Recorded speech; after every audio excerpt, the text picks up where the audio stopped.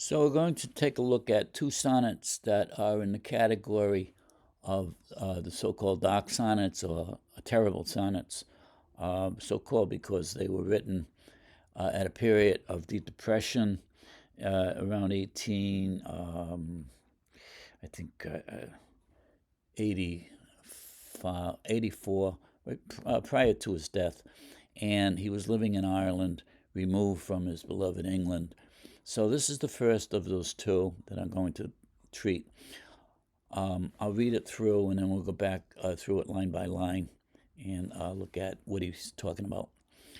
To seem the stranger lies my lot, my life among strangers. Father and mother dear, brothers and sisters are in Christ not near. And he my peace, my parting, sword and strife. England, whose honor, all my heart woos, wife to my creating thought, would neither hear me where I plead, nor do I, weary of idle being, but by where wars are rife. I am in Ireland now. Now I am at a third remove. Not but in all removes I can kind love both give and get. Only what word wisest my heart breeds, dark heaven's baffling ban, bars, or hell's spell, taughts. This to hoard unheard, heard unheeded, leaves me a lonely began.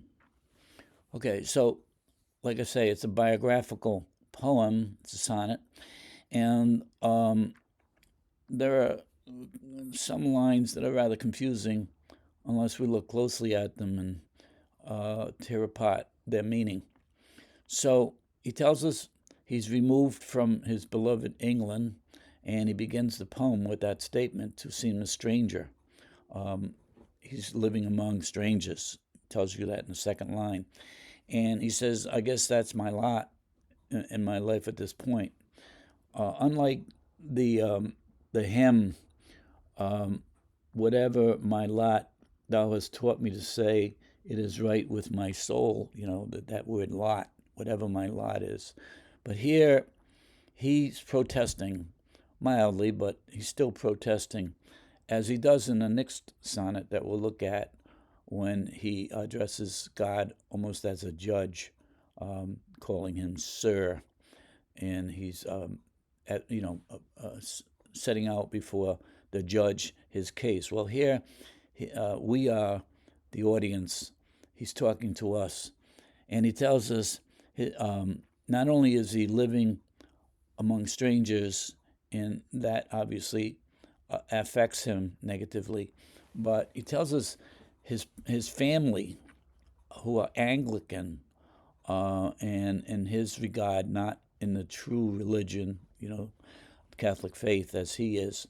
Father and mother, dear brothers and sisters, are in Christ not near. So those two words, not near Christ, as they ought to be by, let's say, because of the incarnation and Christ leaving us the sacrament of the Holy Eucharist, we can get near to Christ. So you could read that into that line. And he, my peace, Christ, he's talking about, my parting, sword, and strife, that would be Christ, in the sense that he almost is suggesting that Christ is responsible for his state of affairs at this point.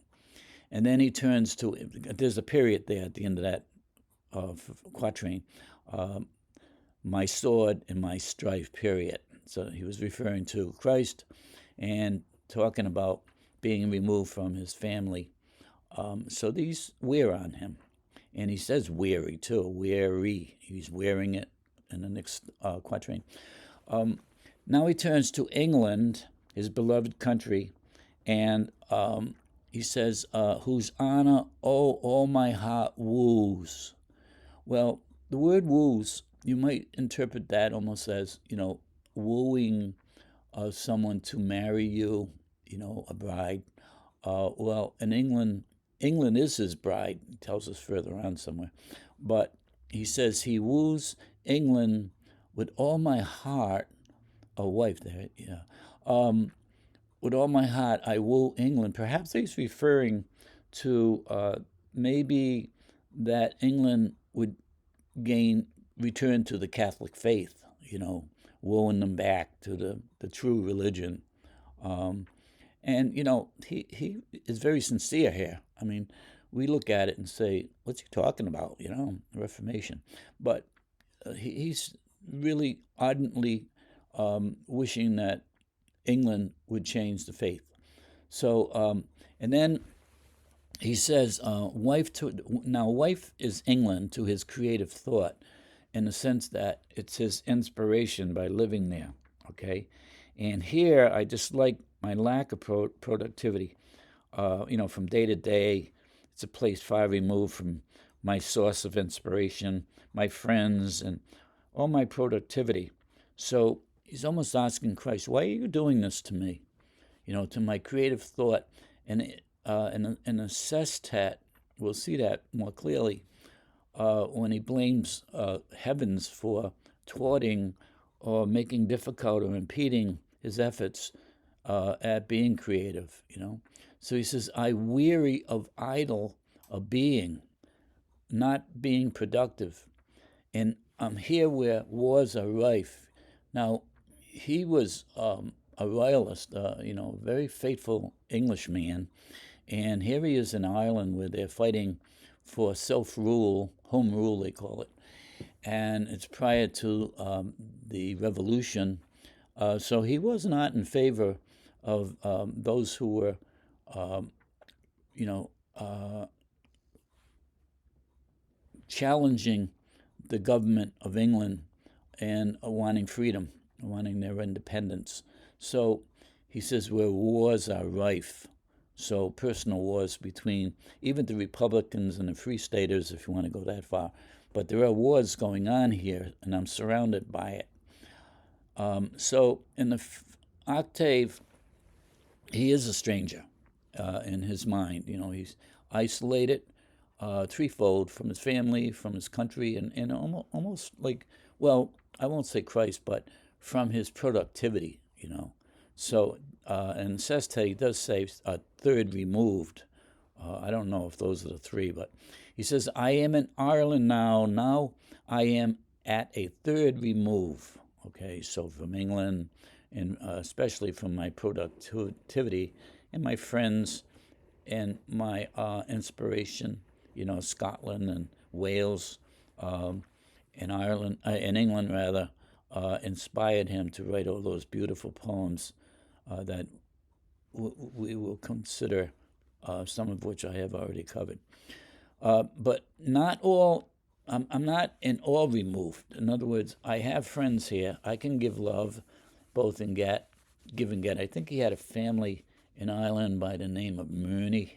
I can't remember. I read something in Marianne's book about a couple of families in England that he would visit occasionally, and they had children, and the children loved him. So, I do have some friends, don't get me wrong. I'm not a hermit. Only what word wisest my heart breeds, dark heaven, baffling ban. So this line can be a bit confusing, but what he's saying is that the wisest thing I can come up with, my heart can breed, produce. And in another poem that we'll look at, he calls himself a eunuch in that regard, not able to breed. And he says, what my heart breeds, dark heavens, baffling ban. So for some reason, it seems that God is thwarting his efforts and banning him from being productive. And if that's not the case, then the devil is, because he says either heaven's dark ban or hell spell, or hell's spell that the devil put on me thwarts or impedes or makes difficult any effort that I have to be productive. And Anything that I do write, don't forget, like he had produced an enormous volume of works prior to this time, because this is late in his life.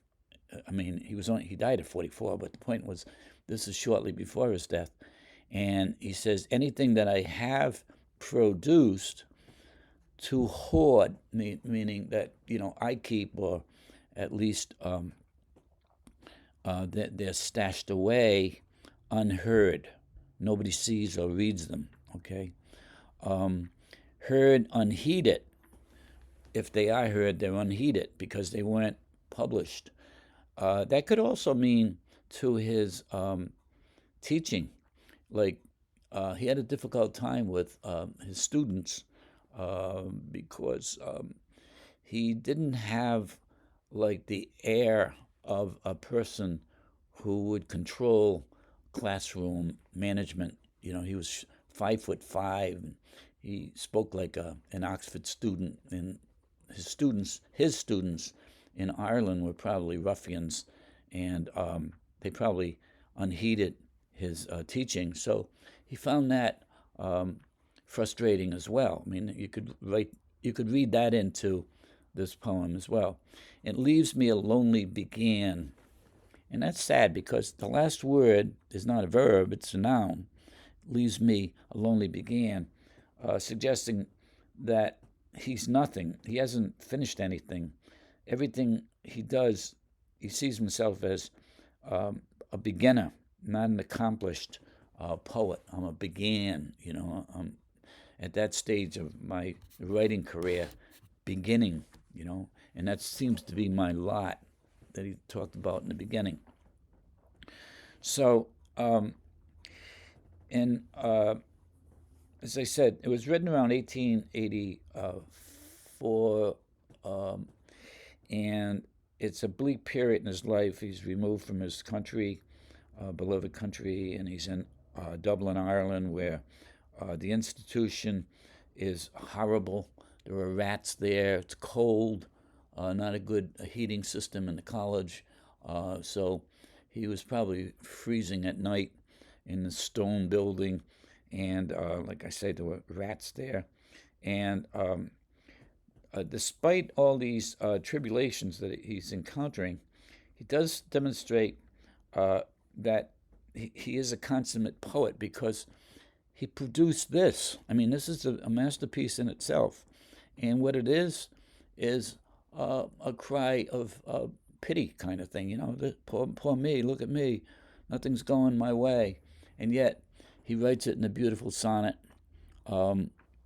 with structure and rhyme scheme and everything.